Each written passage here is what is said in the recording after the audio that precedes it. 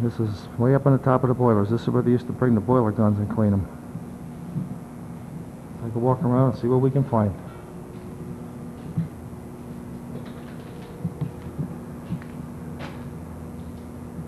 Somebody's old workbench. Okay, we're up even higher now. I think we're at elevation 117. And this is the top of number 10 coal silos.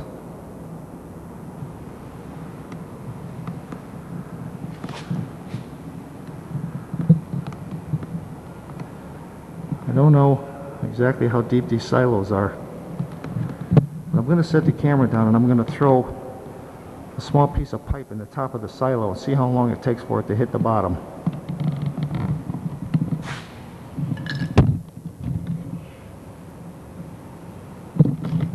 Okay, here it goes.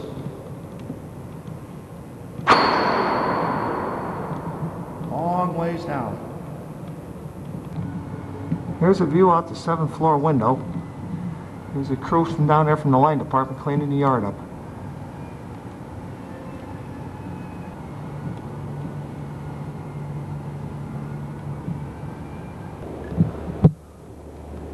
This is a good picture of a tube sheet. Looking down inside number 3 turbine. The circulating pumps pump seawater through these tubes. And as the steam from the turbine came down and hit the tubes, it would condense when it hit the cold tube back in the water. And it'll be pumped back to the boiler room to be boiled into steam again. One interesting note about number 4 turbine here is it's the only turbine in the building that ever blew up. They claim about 45 or 50 years ago they were doing an overspeed trip on it, and about a 5-ton section of the turbine housing went right up through the roof of the building and landed out in the harbor, and it's still there.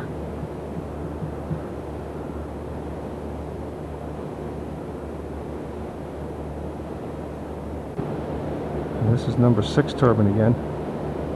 When I worked here, this was the only one we ever had problems with. This caught on fire one night, and we had to call the fire department. Here's a face on the window of the bus room door. I don't know who drew it, or what it's supposed to mean, but it's been here for as long as I work for the company.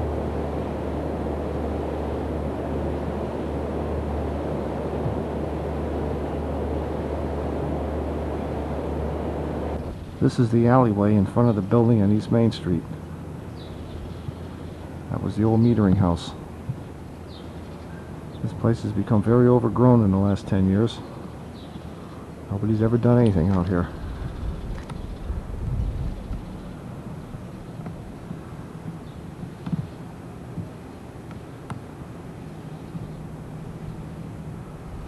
This is the building they used to use to pump the water out of the tunnels when the men had to go down there and work. These were the tunnels that used to bring the water into the building for the condensers.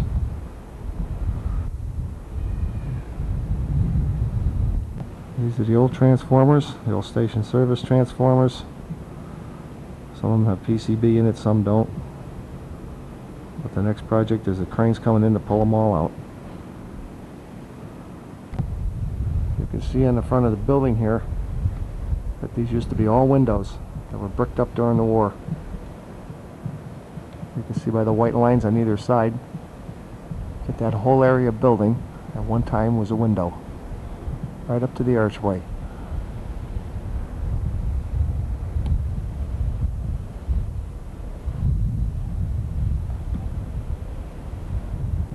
This used to be the main entrance to the building many years ago. Used to be a parking lot across the street, and this is where the management people came to work.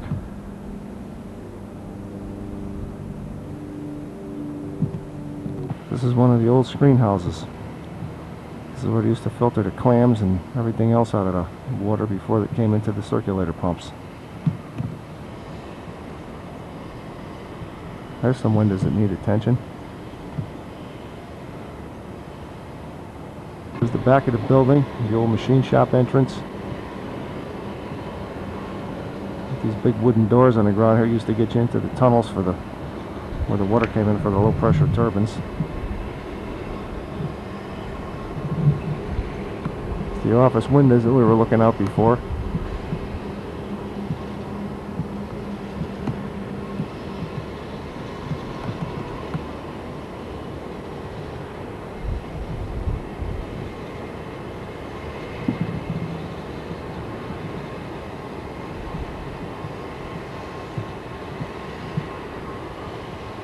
And this is the turbine room over here.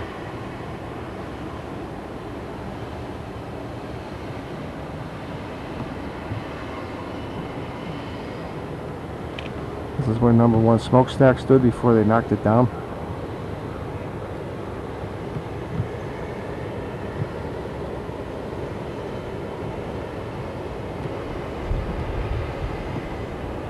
And this is the outside of the old ash elevators in the low pressure boiler room.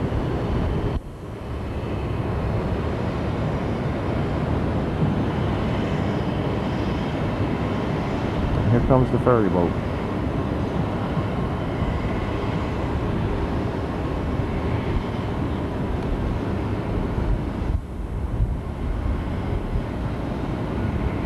If you look close where this ash elevator connects to the building, you'll see that it's broken away from the building, and over the years it's moved farther and farther. The higher you go, the wider the space gets. And there's looks like about 6 to 12 inches of space at the top. So like I said, someday you'll find this thing in the harbor.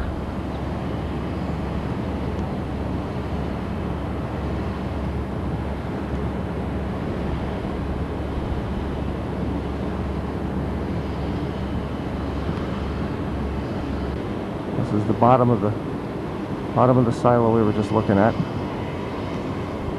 And you can see the concrete is all eaten away. The reinforcing rods are showing through and they're all rusted. So I don't think it's going to be too much longer.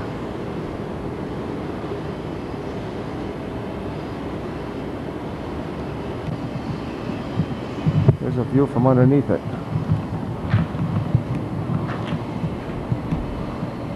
Looking straight up at the top of the boiler room. There's a grating up there. Take an awful brave man to walk on that thing. And this is the ash silo on the other side. It's not in quite as bad shape as the first one is, but it's still pretty bad. This one's starting to work its way away from the building. This is where the water used to come in, I believe, for the low pressure units.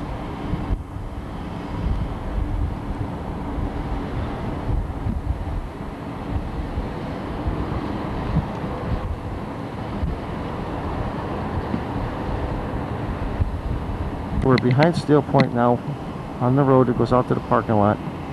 This is the base for another old stack that they knocked down many years ago. This is a view of the back of the building. This is the low pressure boiler room. And as you can see, all the windows are sealed with sheet metal and have been for many years.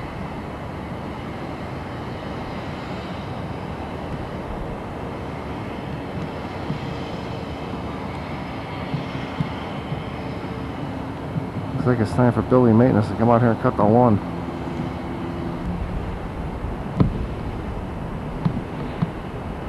Used to be a sign right there that said United Illuminating Company.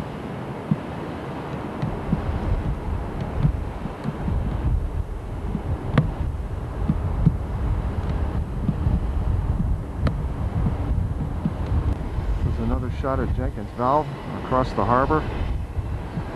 You see the railroad tracks that run alongside it. That's called Jenkins Curve, and it was the scene of a spectacular train wreck in 1955. The speed limit on this curve for the trains, I believe, is 30 miles an hour or 40. And before the train wreck, they estimated the engineer's speed at just around 100 miles an hour. Took the whole train right off the track and landed down below. This is looking out the corner of the property at East Main Street. All lobster pots.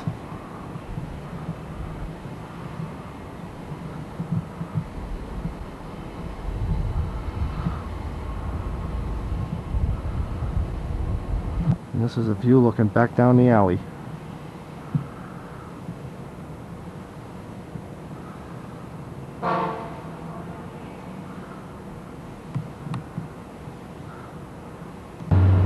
is the Grand Republic, the ferry boat, pulling out of the harbor.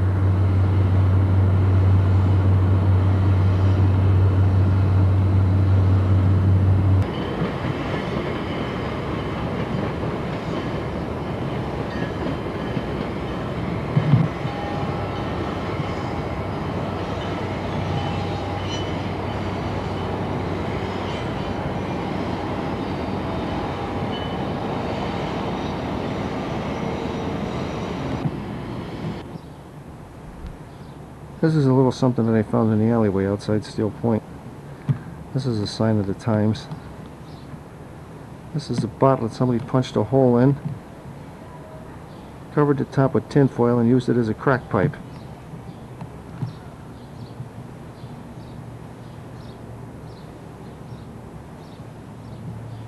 Welcome to Bridgeport.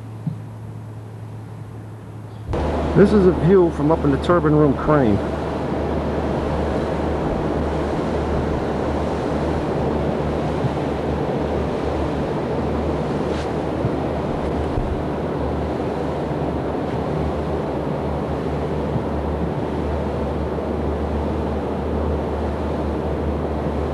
Here we're looking right down at the top of number 9 generator.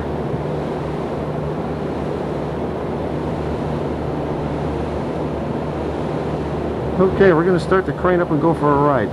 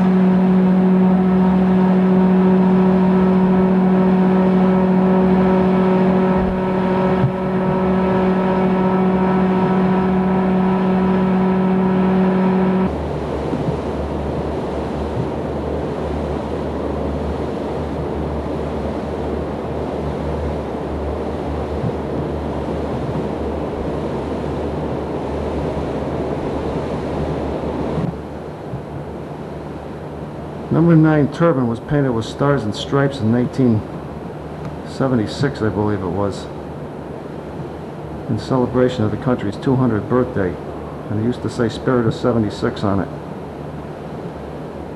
We even had reporters from the Bridgeport Post came right into the plant, took pictures of it, and it was in the paper. A little bit of history on number 9 is that it was built before World War II. According to Jack Fassett's book, it was on its way to the UI company, and it was detoured by the US government. I think it was sent to England or something. So this is not the real number 9 turbine. This is a replacement. This is a bogus number 9. Nobody knows where the real one is. This hole in the floor used to be number 8 turbine. Number 8 and number 10 were topping turbines. They had no condensers. Their steam went directly through a reducing valve and into the low pressure header. You look down inside this thing, there's no condenser tubes, there's nothing there. You can look all the way down to the first floor. The low pressure boiler operators hated it when these things came on the line, because when they started dumping into the low pressure header, the steam pressure would usually go crazy. And it took some time to get it straightened out. And they used to go through this every morning. This is right at the corner of the old screen house outside.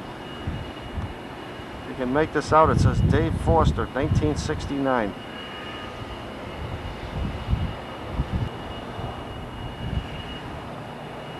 Actually, they ought to get Dave back to do it over again.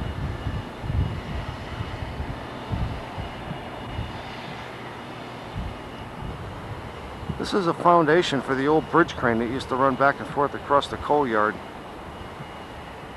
Bridge crane was dynamited many years ago and taken out of here. They used to scoop coal up out of a barge and dump it in a coal pile, and it would send it up a transfer house through a belt up to the top of the building, and it would fill up the coal silos. If you look up here, you can see the area where the old coal run used to connect to the building, right where these new bricks are. A long ways up. This is a picture of the screen house. This used to filter the water coming into the turbines for the low pressure end. This is one of several screen houses that were on the property here. Looking directly across the harbor, there's John Buffa's own personal 747.